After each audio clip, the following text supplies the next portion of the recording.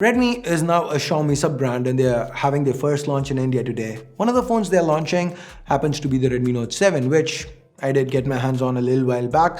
I have been using it as my primary smartphone for about a week. So how has it held up? Is it as good a deal as we think it is? Is it worth all the hype? Well, let's find out in today's video. Hey guys, Ash here from C4eTech and let's get started.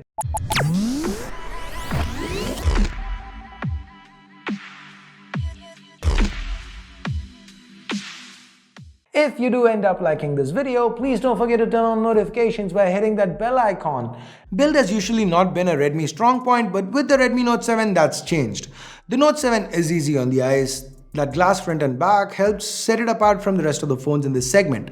The subtle gradient to the back gives it an almost Huawei or Honor kind of feel, and of course Xiaomi has saved some costs by going with polycarbonate sides.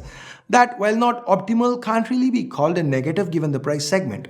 The Note 7 feels quite good in hand. It's worth noting that the front and back are covered by Gorilla Glass 5 for added protection. Talking about the front, that's quite attractive too. We have a 6.3-inch IPS LCD panel, the resolution is Full HD+. Yes, there is a notch, but it's of the water-dropped kind, so it's quite non-intrusive. The display quality itself is quite good with no color shifting. Consuming media on this phone was a pleasant experience. Whether it was watching Netflix or playing PUBG, it was good. The audio output via the single downwards firing speaker was loud and clear.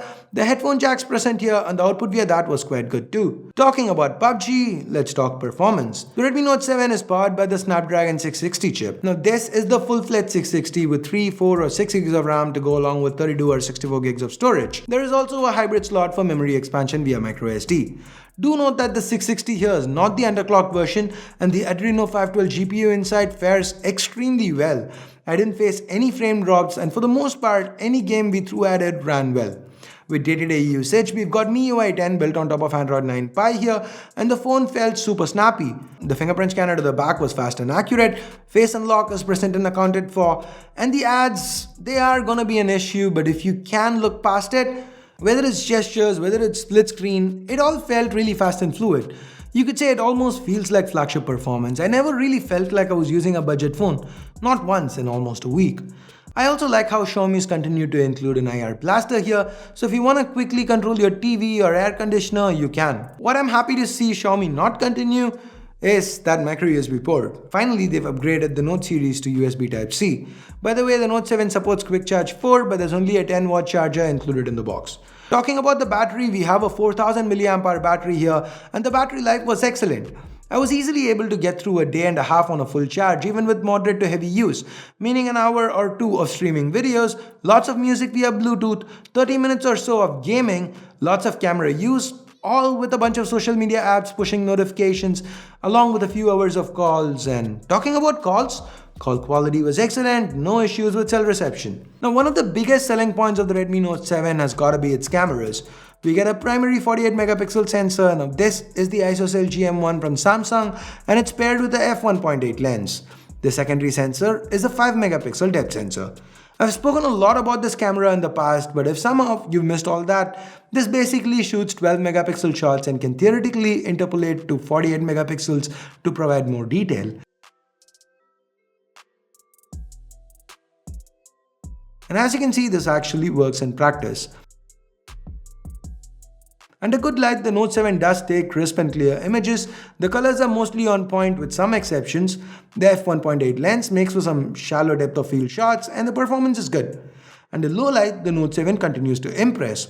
Especially for a budget phone, the performance is great.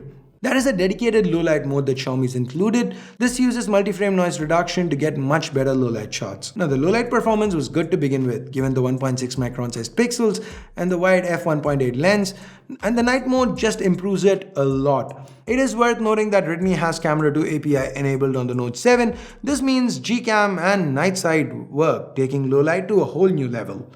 With selfies, the 13 megapixel f2 selfie camera seems reasonably good. While we've lost the secondary depth sensor from the Note 6 Pro, it doesn't seem to have made much of a difference as the portrait mode still works as well as it did last gen. For videos, for some reason we still don't get 4K, I don't know why. There is 1080-60, but that doesn't get stabilization. At 1080-30 FPS, the footage is super stable, still a lot of detail. If you want 4K, the Gcam app can do it though. So what have we seen so far? Gorilla Glass gradient build, dewdrop notch, impressive cameras, a solid chip underneath, excellent battery life. Now these are the main positives. As for cons, we mainly have the ads. Now I don't know the price of the Redmi Note 7 yet. Going by the Chinese prices, I expect it to launch at 10 to 12,000 rupees in India, and at this price the Note 7 is a game changer. It's extremely good value for money.